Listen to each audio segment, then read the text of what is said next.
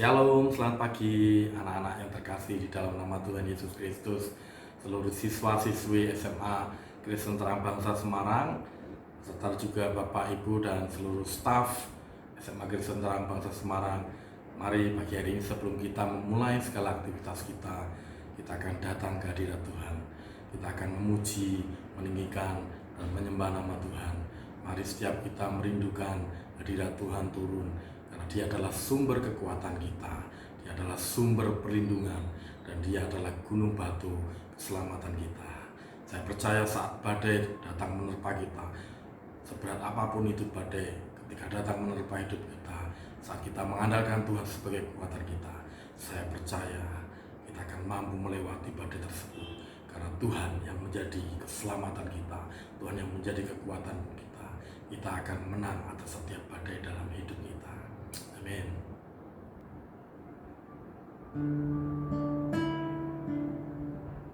Pagi hari ini Tuhan, kami bersama-sama naikkan pujian kami, yang menaikkan penyembahan kami ke hadirat-Mu Tuhan. Karena kami tahu Engkau Allah sumber kekuatan kami, Engkau tempat perlindungan kami, dan Engkau sukacita dalam hidup kami. Engkaulah kekuatanku, tempat perlindunganku, di saat badai menerpa, aku tak akan goyah, aku tak akan goyah, sebab Kau sertaku.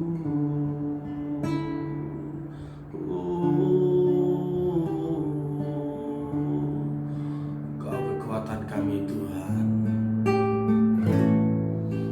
Engkaulah kekuatanku, tempat perlindunganku, di saat badai menerpa, aku tak akan goyah, aku tak akan goyah, Kau sertaku. Sejauh langit dari bumi, begitu besarnya kasih-Mu, penuhi hati kami yang rindu menyembah-Mu, Yesus. Sejauh langit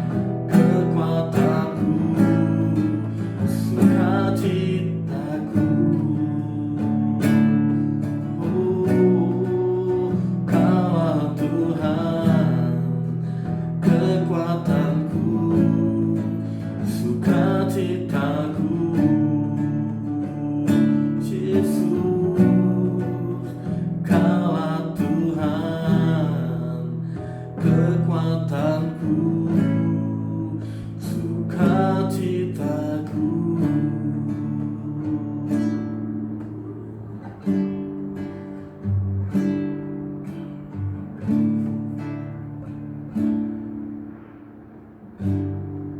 Biar Engkau yang menjadi kekuatan dalam hidup kami, Tuhan. Katakan isi hati pagi hari ini melalui firman yang akan Kau sampaikan oleh hamba-Mu. Biar firman-Mu itu menjadi kebenaran dalam hidup kami, yang memerdekakan setiap hidup kami, Tuhan. Terima kasih Tuhan, terima kasih urapi hamba Tuhan yang Tuhan pakai untuk menyampaikan kebenaran firman-Mu. Biar firman-Mu itu Tuhan yang betul-betul menjadi pelita dalam hidup kami, Tuhan.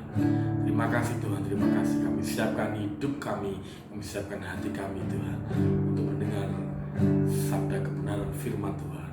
Di dalam nama Tuhan Yesus. Haleluya. Amin. Shalom, selamat pagi semuanya. Miss harap kalian semua berada dalam kondisi yang sehat dan tetap bersemangat. Semisal ada di antara kalian yang sedang sakit, Miss doakan supaya kalian bisa segera pulih. Tuhan yang kasih kekuatan, Tuhan yang kasih obat-obatan terbaik, supaya kalian bisa kembali beraktivitas. Amin. Nah, untuk devotion hari ini, kita akan belajar dari ayat hafalannya, yang terambil dari Yeremia 29 ayatnya yang ke-11. Yeremia 29 ayat 11. Sebab aku ini mengetahui rancangan-rancangan apa yang ada padaku mengenai kamu. Demikianlah firman Tuhan, yaitu rancangan damai sejahtera dan bukan rancangan kecelakaan, untuk memberikan kepadamu hari depan yang penuh harapan. Mari kita perkatakan sekali lagi supaya firman Tuhan ini benar-benar bisa kita pahami. Terambil dari Yeremia 29 ayat yang 11. Yeremia 29 ayat 11. Sebab aku ini mengetahui rancangan-rancangan apa yang ada padaku mengenai kamu, demikianlah firman Tuhan, yaitu rancangan damai sejahtera dan bukan rancangan kecelakaan, untuk memberikan kepadamu hari depan yang penuh harapan. Amin. Nah, tema untuk devotion hari ini adalah rancangan Tuhan selalu yang terbaik. Kita yakin dan percaya bahwa apa yang terjadi dalam hidup kita itu merupakan rencana Tuhan dan itu memang yang terbaik bagi kita. Nah, misalkan cerita sebuah pengalaman, ceritanya ini lokasinya di sebuah rumah sakit di bagian ruangan untuk pendaftaran BPJS. Kalau kalian ada yang pernah menuju ke rumah sakit untuk kontrol kesehatan, semisal kalian akan tahu nih, ruangan tunggu itu pasti penuh orang, banyak sekali yang ingin kontrol kesehatan. Ada salah seorang pengunjung yang menarik perhatian. Pengunjung ini adalah seorang ibu-ibu bersama putrinya yang kurang lebih usianya 2 tahun. Ibu ini rupa-rupanya mendapatkan nomor antrian 40. Sementara yang sedang dilayani oleh bagian pendaftaran baru sampai nomor 2. Nah, karena cukup lama kan ya, sang ibu akhirnya memutuskan cari tempat duduk dulu. Untungnya di ruangan tersebut tersisa 1 kursi yang masih kosong gitu. Jadi ibu ini bersama putrinya, karena hanya tersisa 1 kursi, sang putri duduk bersama ibunya. Mereka menunggu, dan karena nomornya masih lama, cukup jauh kan ya, dari 2 menuju 40, sang putri ini terlihat mulai gelisah. Dia gerak-gerak tidak nyaman begitu ya. Dan juga si putri ini menunjuk-nunjuk sesuatu yang ada di tangan ibunya. Dia tunjuk-tunjuk sambil terus menggumam, karena kalau usia masih 2 tahun, kemungkinan ada juga yang masih belum terlalu jelas bicaranya. Sang putri ini terus menggumam kepada ibunya sambil menunjuk-nunjuk sesuatu itu. Kalau orang lain mendengar anak ini mungkin nggak paham ya, putrinya sedang bicara apa sih yang mau disampaikan. Namun rupanya ibu itu paham, ibu itu mengerti nih yang dimaui oleh putrinya. Ternyata yang ada di tangan sang ibu adalah handphone, sebuah HP. Si anak itu terus merengek meminta HP-nya untuk mungkin kalau anak zaman sekarang nontonnya YouTube atau apalah ya, mau main game atau gimana. Kalau usia 2 tahun mungkin mau nonton YouTube-nya. Nah, namanya sang ibu ini tetap tidak memberikan HP-nya, tidak diberikan ke sang putrinya. Nah, semakin jadi nih anaknya semakin mulai keras suaranya, dia mulai berteriak dan akhirnya menangis. Nah, suara raungan anaknya ini semakin lama semakin kencang dan akhirnya mulai mengganggu pengunjung lainnya. Orang-orang yang ada di sekitar mereka itu mulai menoleh ke arah mereka dan bilang, kok mulai berbisik-bisik gitu. Mereka mulai merasakan ketidaknyamanan karena suara keras putri tersebut. Merasa tidak enak, akhirnya sang ibu itu memutuskan menggendong kembali putrinya, dibawa keluar dari ruangan. Karena nomornya itu masih cukup jauh, ya, dia tunggulah di luar sembari menenangkan putri tersebut. Selang beberapa waktu, sang ibu itu kembali ke dalam ruangan tunggu bersama putrinya. Nah, putrinya yang awalnya itu masih nangisnya begitu keras, sangat memaksa ibunya untuk memberikan HP. Ketika mereka kembali ke dalam ruangan, ternyata putri itu sudah kembali tenang, walaupun masih tersisa ya, sisa tangisnya itu masih ada, masih terisak-isak, tapi tidak lagi dengan suara yang keras, tidak lagi dengan nada yang memaksa untuk mendapatkan HP. Masih dalam gendongan ibunya, masih terisak-isak, tapi tidak lagi dengan suara yang sekencang awalnya. Nah, mereka kembali duduk karena kebetulan kursi itu tidak ada yang menempati. Mereka kembali duduk di kursi yang sama. Pengunjung di sebelahnya tuh keheranan. Sampai akhirnya pengunjung itu bertanya, kenapa tidak diberikan saja toh Bu? Daripada anaknya menangis keras seperti itu kan kasihan. Apa ndak sebaiknya diberikan saja HP-nya, toh itu yang dimaui kan? Sang ibu itu memberikan penjelasan, hari ini sebetulnya anak saya ini akan terapi wicara. Ya, dokter menyarankan untuk tidak fokus terhadap HP dan terus merangsang anak saya ini supaya mau berbicara, dan itu mempercepat proses bicara anak saya ini. Oh, ternyata anak kecil ini, sang putri yang baru berusia 2 tahun sedang mengalami gangguan bicara. Karena itu dia memerlukan sebuah terapi. Terapinya gimana? Jauhkan dulu HP-nya. Malah harus sering diajak bicara supaya anak ini ada keinginan untuk ada respon untuk terus mau bicara. Nah, itu tuh contoh terapinya. Rupa-rupanya ibu ini tahu yang terbaik buat putrinya. Dia tahu kalau semisal dia tetap memberikan HP kepada putrinya, anaknya ini tidak akan pernah bisa berlatih untuk berbicara. Lain halnya ketika dia terus mengajak anaknya berbicara dan melupakan keinginan untuk nonton YouTube di HP, hari demi hari pasti bisa lancar. Nah, itu maksudnya. Jadi ibu ini tahu kalau tetap memberikan HP, ya anaknya nggak akan pernah lancar berbicaranya, dia hanya akan terus fokus pada YouTube-nya saja. Itu maksud dari ibunya. Kalau di mata sang anak, sang putri ini mungkin merasa, jahat ya, kejam ya. Orang lain pun juga mungkin berpendapat yang sama. Ibu ini kok jahat sekali toh, anaknya minta HP kok nggak dikasih. Nah, padahal maksudnya ada tujuan lain supaya anaknya ini bisa segera pulih, supaya bisa lancar berbicaranya. Ibunya menghalangi sang putri untuk nonton YouTube. Itu tujuannya. Kita yang nggak paham, kita yang dari orang luar mungkin melihatnya itu sesuatu yang jahat, sesuatu yang kejam. Padahal itu yang terbaik untuk putrinya. Sama seperti bapak kita, apa yang kita alami saat ini, mungkin ada suatu pergumulan, mungkin kalian memiliki suatu permasalahan berkaitan dengan masa depan, atau tentang pergumulan pelajaran saat ini. Apapun itu nak, mari kita ubah mindset. Terkadang ada juga yang seringnya menyalahkan Tuhan. Kenapa aku hadapi masalah seperti ini? Kenapa aku kok malah mendapatkan begitu banyak masalah? Tuhan itu di mana? Nah,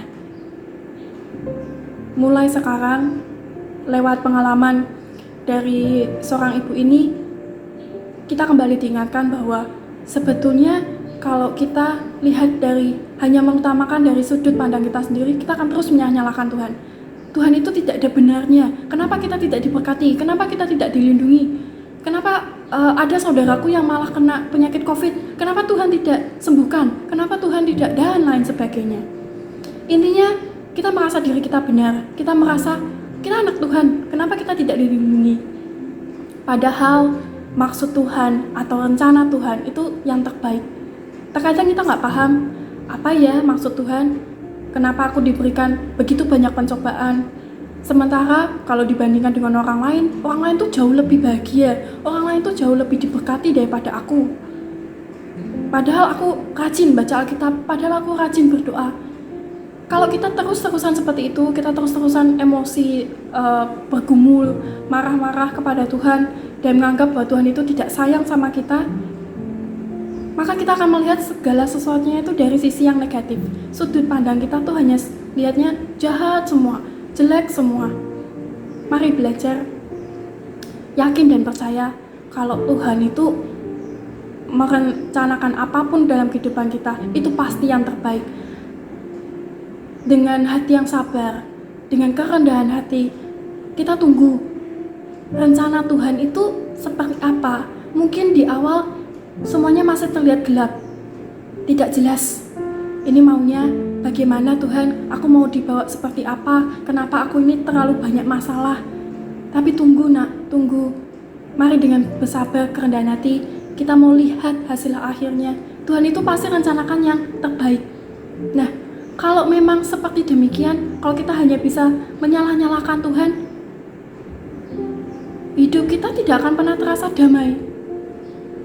Hari ini kembali kita diingatkan, apapun persoalan, rancangan Tuhan itu sebuah rancangan damai sejahtera, bukan sebuah rancangan kecelakaan.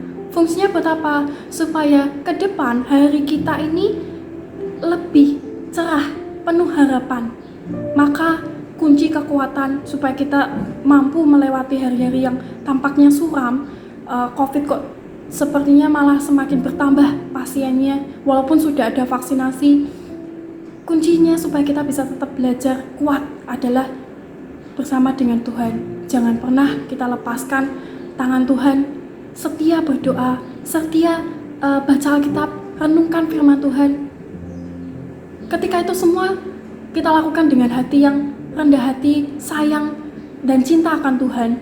Tuhan yang berikan damai sejahtera Tuhan anugerahkan supaya kita ini di tengah-tengah pencobaan tidak merasa sendirian, tidak terlantas merasa ditinggalkan Tuhan.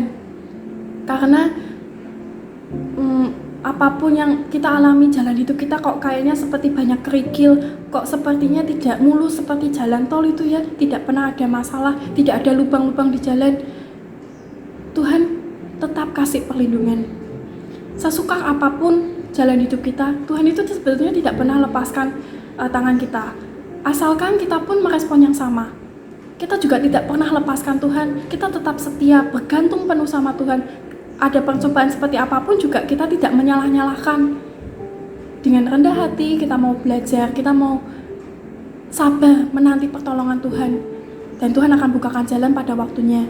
Semua itu terbaik untuk kita. Rancangan Tuhan itu sebuah rancangan damai sejahtera dan bukan rancangan kecelakaan. Yakin dan percayalah, rancangan Tuhan itu yang terbaik. Maka ketika saat ini mungkin ada beberapa atau salah seorang di antara kalian yang sedang bergumul ke depan mau kerja apa, atau mungkin fakultas apa yang cocok dengan hobi saya, atau mungkin saat ini kok pelajarannya semua terasa susah ya, apalagi sistemnya online seperti ini, susah untuk tanya sama guru. Satu hal nak, ketika kita setia sama Tuhan, ketika kita mau belajar pasrah sama Tuhan, Tuhan itu bukakan jalan. Tuhan pasti tunjukkan solusinya. Ketika kalian merasakan ini susah Tuhan, ini berat, terus kalian pergumulkan, bawa dalam doa, baca renungan dan juga baca Alkitab, hatimu akan dibawa menuju tahap yang lebih damai. Tidak sekedar emosi, tidak sekedar egoismu yang dipentingkan, tapi kita mau belajar dari sisi Tuhan. Belajar bahwa Tuhan itu selalu yang terutama dalam hidup kita, maka mulailah harimu dengan mendahulukan Tuhan. Semoga renungan dan kisah hidup dari ibu tadi yang selalu memberikan yang terbaik bagi anak-anaknya, kita pun selalu diingatkan dan yakin bahwa Tuhan pun sebagai Bapa kita selalu memberikan yang terbaik. Tidak peduli sesukar apapun masalah hidup kita, Tuhan pasti tolong, Tuhan pasti selalu proteksi. Amin. Mari kita tutup dalam doa. Tuhan Yesus, terima kasih untuk renungan hari ini, untuk pengalaman hidup yang boleh kami dengarkan Tuhan, supaya kami selalu diingatkan bahwa Tuhanlah Bapa kami, Tuhannya yang sanggup untuk menolong setiap permasalahan hidup kami. Kaulah yang terutama Tuhan, yang bisa membukakan jalan bagi semua permasalahan yang dihadapi. Terima kasih Tuhan, terima kasih untuk firman-Mu hari ini. Kesempatan kami boleh mendengarkan firman-Mu, semua yang telah Kau anugerahkan, kami bisa beraktivitas pagi ini pun semua atas anugerah-Mu. Terima kasih ya Tuhan Yesus, terima kasih. Ampuni setiap dosa dan kesalahan kami, baik itu sengaja maupun tidak, supaya kami ini tetap didapati setia sesuai dengan rencana Tuhan. Berkati untuk sepanjang hari ini, supaya kegiatan belajar mengajar bisa berjalan dengan lancar, anak-anak juga bisa mengikuti kegiatan belajar mengajar dengan baik, semua atas tuntunan dan berkat anugerah-Mu saja. Terima kasih ya Tuhan Yesus, terima kasih. Hanya di dalam nama-Mu kami syukur dan berdoa. Amin.